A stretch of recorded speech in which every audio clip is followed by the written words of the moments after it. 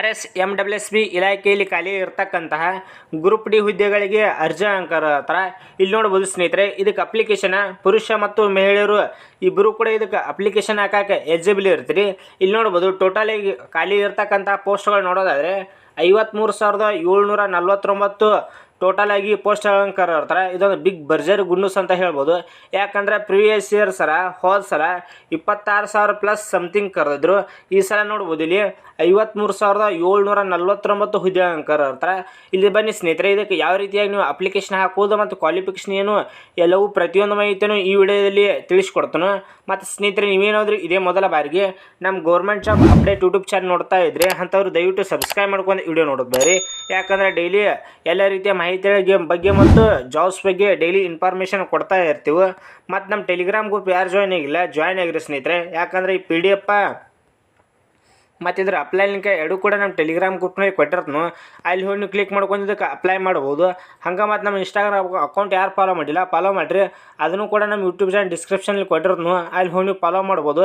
ಯಾಕಂದರೆ ನಿಮ್ಗೆ ಏನಾದರೂ ಅಪ್ಲಿಕೇಶನ್ ಹಾಕೊಂಬಂದು ಏನಾದರೂ ತೊಂದರೆ ಉಂಟಾದರೆ ಮತ್ತು ಏನಾದರೂ ಅಪ್ಲಿಕೇಶನ್ ಹಾಕೊಂಬಂದು ಏನಾದರೂ ಗೊತ್ತಾಗಲಿಲ್ಲ ಅಂದರೆ ಯಾವ ರೀತಿ ಅಪ್ಲಿಕೇಶನ್ ಹಾಕೋದು ಅದು ಗೊತ್ತಾಗ್ಲಿಕ್ಕಂದ್ರೆ ನಮ್ಮಲ್ಲಿ ಇನ್ಸ್ಟಾಗ್ರಾಮ್ದಲ್ಲಿ ಕಾಂಟ್ಯಾಕ್ಟ್ ಮಾಡ್ರೆ ಎಲ್ಲರಿಗೂ ರಿಪ್ಲೈ ಕೊಡ್ತೀನಿ. ಇಲ್ಲಿ ನೋಡ್ಬೋದು Rajasthan subordinate and ministerial service selection ಬೋರ್ಡಿಂದ ಗ್ರೂಪ್ ಡಿ ಹುದ್ದೆಗಳು ಕರೆದಿರ್ತಾರೆ. ಇಲ್ಲಿ ನೋಡ್ಬೋದು ಟೋಟಲ್ ಆಗಿ ಖಾಲಿ ಇರ್ತಕ್ಕಂಥ ಪೋಸ್ಟ್ಗಳು ನೋಡೋದಾದರೆ 53,749 ಪೋಸ್ಟ್ಗಳಿರ್ತವೆ. ಮತ್ತು ಸ್ನೇಹಿತರೆ, ಆಯ್ಕೆಯಾದ ಅಭ್ಯರ್ಥಿಗಳಿಗೆ ಮಂತ್ಲಿ ಸ್ಯಾಲ್ರಿ ನೋಡೋದಾದರೆ ಇಲ್ಲಿ ನೋಡ್ಬೋದು ಮಂತ್ಲಿ ನಿಮ್ಗೆ 35,000ದಿಂದ 1,50,000 ರೂಪಾಯಿವರೆಗೂ ನಿಮ್ಗೆ ಮಂತ್ಲಿ ಸ್ಯಾಲ್ರಿ ಇರ್ತೈತಿ. ಇಲ್ಲಿ ನೋಡ್ಬೋದು ಸ್ನೇಹಿತರೆ. ಮತ್ತು ಉದ್ಯೋಗ ಸ್ಥಳ ನೋಡ್ಬೋದು. ಇಲ್ಲಿ ಇದು ಉದ್ಯೋಗ ಸ್ಥಳ ರಾಜಸ್ಥಾನ ಒಳಗೆ ಉದ್ಯೋಗ ಸ್ಥಳ ಇದ್ದಿರ್ತೈತಿ. ನಮ್ಮ ಕರ್ನಾಟಕದಲ್ಲಿ ಉದ್ಯೋಗ ಸ್ಥಳ ಇರುವುದಿಲ್ಲ. ನೀವೇನಾದರೂ ಸೆಲೆಕ್ಟ್ ಆದ್ರೆ ಅಲ್ಲೇ ಹೋಗಿ ನಿಮಗೆ ಕೆಲಸ ಇರ್ತೈತಿ. ಮತ್ತು ಅಪ್ಲಿಕೇಶನ್ ನೀವು ಆನ್ಲೈನ್ ಮುಖಾಂತರ ಇದಕ್ಕೆ ಅಪ್ಲಿಕೇಶನ್ ಹಾಕ್ಬೋದು. ಇಲ್ಲಿ ನೋಡ್ಬೋದು ಸ್ನೇಹಿತರೆ, ಇದವ್ರ ಅಫಿಷಿಯಲ್ ವೆಬ್ಸೈಟ್ ಆಗಿರ್ತೈತಿ RSMWSB.government.in. ಈ ವೆಬ್ಸೈಟ್ಗೆ ಹೋಗಿ ನೀವು ಇದನ್ನು ಅಪ್ಲಿಕೇಶನ್ ಹಾಕಬೇಕು ಸ್ನೇಹಿತರೆ. ಮತ್ತು ಈ ವೆಬ್ಸೈಟ್ ನಮ್ಮ ಟೆಲಿಗ್ರಾಮ್ ಗ್ರೂಪ್ನಲ್ಲಿ ಹಾಕಿರ್ತೀನಿ. ಅಲ್ಲಿ ಹೋಗಿ ನೀವು ಇದಕ್ಕೆ ಅಪ್ಲಿಕೇಶನ್ ಹಾಕ್ಬೋದು. ಮತ್ತು ಅಪ್ಲಿಕೇಶನ್ ಹಾಕಿದಾರೆ ಇಲ್ಲಿ ನೋಡ್ಬೋದು ಸೆಲೆಕ್ಷನ್ ಪ್ರೊಸೆಸ್ ನೋಡೋದಾದರೆ ಯಾವ ರೀತಿಯಾಗಿ ನಿಮ್ಗೆ ಸೆಲೆಕ್ಟ್ ಮಾಡ್ಕೋತಾರೆ ಅಂತ ನೋಡ್ಬೋದು.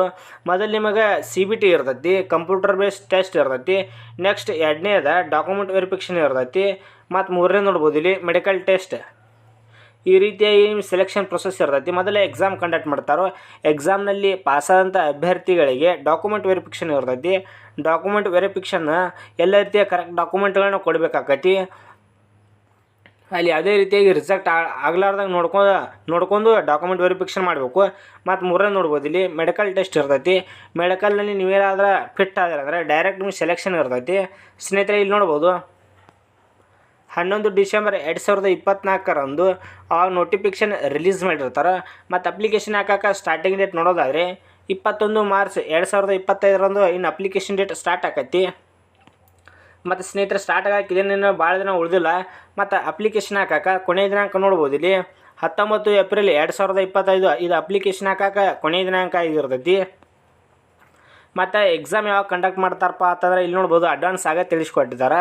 ಇಲ್ಲಿ ನೋಡ್ಬೋದು 18 ಸೆಪ್ಟೆಂಬರ್ 2025ರಿಂದ 21 ಸೆಪ್ಟೆಂಬರ್ 2025 ಎಕ್ಸಾಮ್ ನಡೀತಾವೆ. ಇವು ಶಿಫ್ಟ್ ವೈಸ್ ಎಕ್ಸಾಮ್ ಇರ್ತಾವೆ. ಯಾಕಂದ್ರೆ ಅಪ್ಲಿಕೇಶನ್ ಇದಕ್ಕೆ ಭಾಳ ಜನ ಹಾಕ್ತಾರೆ. ಯಾಕಂದ್ರೆ ಕ್ವಾಲಿಫಿಕೇಷನ್ ಸ್ವಲ್ಪ ಕಡಿಮೆ ಇದಿರ್ತೈತಿ. ಇಲ್ಲಿ ನೋಡ್ಬೋದು ಕ್ವಾಲಿಫಿಕೇಷನ್ ನೋಡೋದಾದರೆ ಜಸ್ಟ್ 10ನೇ ತರಗತಿ ಪಾಸಾದರೆ ಸಾಕು ಇದಕ್ಕೆ ಅಪ್ಲಿಕೇಶನ್ ಹಾಕ್ಬೋದು. ಅದಕ್ಕಾಗಿ 10ನೇ ತರಗತಿ ಮೇಲೆ ಇಟ್ಟಿದ್ದಾರೆ ಅಂದ್ರೆ ಆಲ್ಮೋಸ್ಟ್ ಎಲ್ಲರೂ ಇದಕ್ಕೆ ಅಪ್ಲಿಕೇಶನ್ ಹಾಕ್ತಾರೋ. ಅದಕ್ಕಾಗಿ ಎಕ್ಸಾಮ್ ಶಿಫ್ಟ್ ವೈಸ್ ನಡೀತಾವೆ. ಇಲ್ಲಿ ನೋಡ್ಬೋದು ವೇಕೆನ್ಸೀಸ್ ನೋಡೋದಾದರೆ ಆಗಲೇ ತಿಳಿಸ್ಕೊಟ್ಟಂತೆ 53,749 ವೇಕೆನ್ಸಿ ಇರ್ತಾವೆ. ಮತ್ತು ಇದಕ್ಕೆ ಆಲ್ ಓವರ್ ಇಂಡಿಯಾದವರು ಇದಕ್ಕೆ ಅಪ್ಲಿಕೇಶನ್ ಹಾಕ್ತಾರೋ ಸ್ನೇಹಿತರೆ. ಇಲ್ಲಿ ನೋಡ್ಬೋದು ಏಜ್ ಲಿಮಿಟ್ ನೋಡೋದಾದರೆ ಕನಿಷ್ಠ 18 ವರ್ಷ ಇರ್ತದೆ. ಇದಕ್ಕೆ ಕನಿಷ್ಠ 18 ವರ್ಷ ವಯಸ್ಸು ಕೊಟ್ಟಿರ್ತಾರೆ. ಮತ್ತು ಇದು ಗರಿಷ್ಠ ನೋಡೋದಾದರೆ ಮ್ಯಾಕ್ಸಿಮಮ್ ನೋಡ್ಬೋದು ಇಲ್ಲಿ ಮ್ಯಾಕ್ಸಿಮಮ್ 40 ವರ್ಷ ವಯಸ್ಸು ಇರ್ತೈತಿ.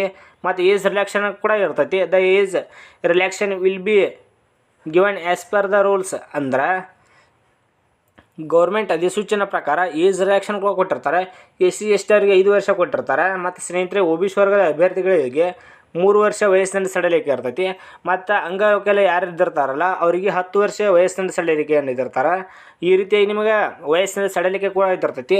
ಮತ್ತು ಕನಿಷ್ಠ 18 ವರ್ಷ ಇದಕ್ಕೆ ಏಜ್ ಇರ್ತೈತಿ ಸ್ನೇಹಿತರೆ. ಮತ್ತು ಅಪ್ಲಿಕೇಶನ್ ಹಾಕಕ್ಕೆ ಅಪ್ಲಿಕೇಶನ್ ಚಾರ್ಜಸ್ ನೋಡ್ಬೋದು. ಇಲ್ಲಿ ಎಷ್ಟೆಷ್ಟು ಅಪ್ಲಿಕೇಶನ್ ಹಾಕಕ್ಕೆ ಚಾರ್ಜ್ ಇರ್ತೈತೆ ಅಂತ ನೋಡೋದಾದರೆ, ಜನರಲ್ OBC EWS ವರ್ಗದ ಅಭ್ಯರ್ಥಿಗಳಿಗೆ ನಿಮಗೆ 600 ರೂಪಾಯಿ ನಿಮಗೆ ಅಪ್ಲಿಕೇಶನ್ ಚಾರ್ಜಸ್ ಇರ್ತೈತಿ.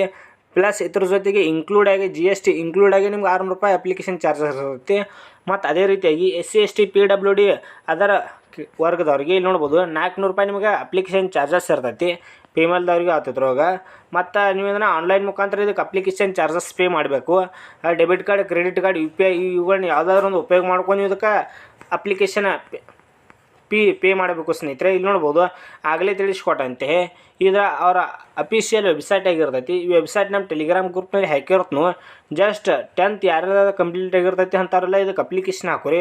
ಯಾರೂ ಕೂಡ ಮಿಸ್ ಮಾಡಬೇಡ್ರಿ. ಯಾಕಂದ್ರೆ ಟೋಟಲ್ ಆಗಿ 53,749 ಬಿಗ್ ಭರ್ಜರಿ ಪೋಸ್ಟನ್ನು ಕರೆದಿರ್ತಾರೆ. ಅದಕ್ಕಾಗಿ ಇದಕ್ಕೆ 10th ಯಾರ್ದಾರು ಕಂಪ್ಲೀಟ್ ಆಗಿರ್ತೈತಿ ಅಂಥವ್ರು ಇದಕ್ಕೆ ಅಪ್ಲಿಕೇಶನ್ ಹಾಕೋರಿ.